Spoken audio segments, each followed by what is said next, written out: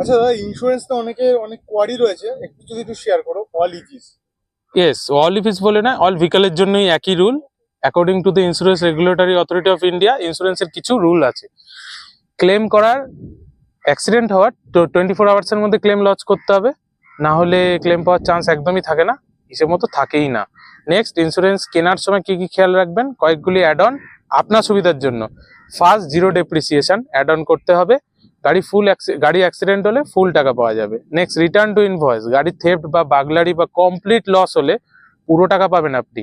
Next হচ্ছে আপনার road side assistance, বেশি লাগে না, 49 রুপিস মতো লাগে, কিছু কিছু কোম্পানি 100।